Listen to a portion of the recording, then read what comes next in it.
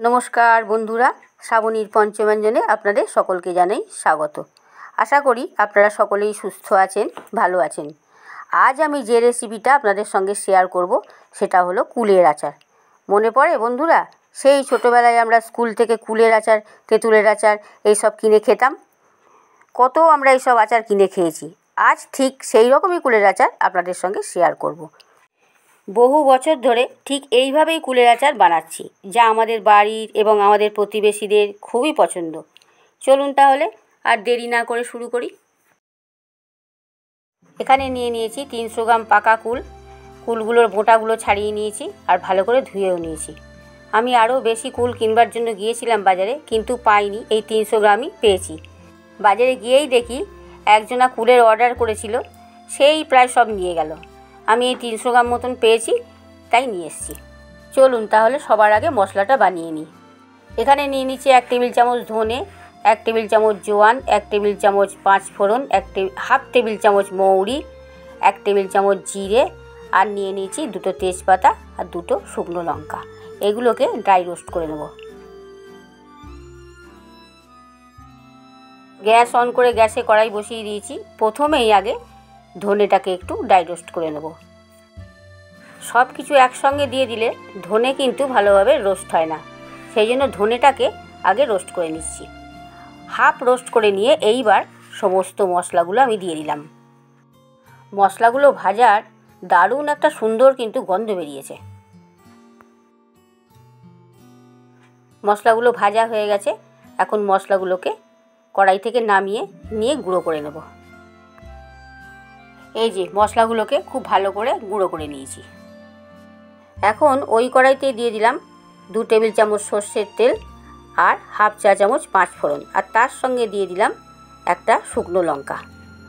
এগুলোকে ভালো করে ভেজে নেব। ফোড়নটা তৈরি হয়ে গেছে, কুলগুলোর মধ্যে দিয়ে দিলাম। কুলটা 2 মিনিট মতন নাড়াচাড়া করে নেব।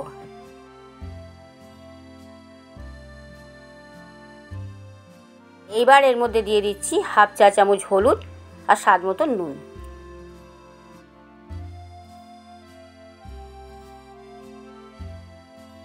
এইবার অল্প একটু জল দিয়ে একটা ঢাকনা চাপা দিয়ে দেবো 3-4 মিনিটের জন্য।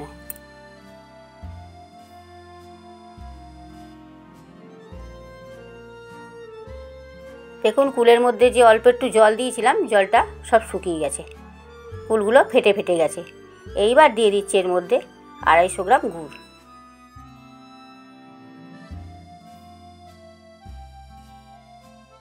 আর দিয়ে দিচ্ছি 2 টেবিল চামচ চিনি। চিনিটা দেওয়ার কারণ হচ্ছে আচারটার রঙটা খুব সুন্দর হবে, দেখতে খুব সুন্দর হবে।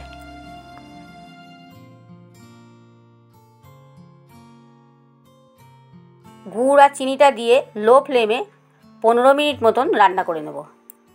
যতক্ষণ পর্যন্ত গুড়ের রসটা না শুকোয় ততক্ষণ রান্নাটা করে নিতে হবে।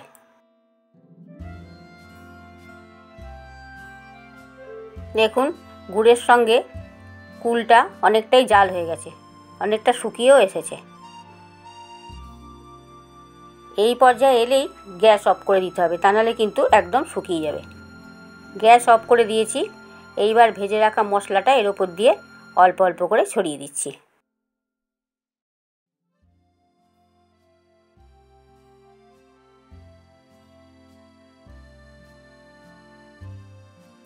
মশলাটাকে আচারের মধ্যে দিয়ে ভালোভাবে মিশিয়ে নিচ্ছি। এখন একটা ঢাকনা এর ওপর দিয়ে চাপা দিয়ে দিলাম, যাতে গন্ধটা না বেরিয়ে যায়। ঢাকনাটা খুলে দিলাম। অথেন্টিক কুলের আচার সম্পূর্ণ তৈরি। এখন আচারটাকে আমি একটা পাত্রে সার্ভ করে নেব।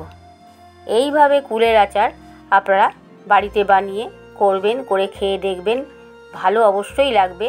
ভালো লাগলে আপনাদের কাছে অনুরোধ রইল, লাইক করবেন, শেয়ার করতে ভুলবেন না।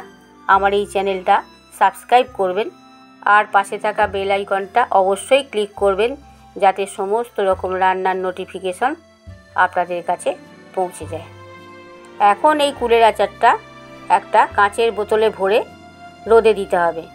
2-3 দিন রোদে দিলে এর টেস্ট দারুণ হবে। আচার যত রোদে দেওয়া হবে ততই আচারে টেস্ট বেড়ে যাবে। সম্পূর্ণ ভিডিওটা দেখবার জন্য আপনাদের অসংখ্য ধন্যবাদ। আজ তাহলে আসি বন্ধুরা।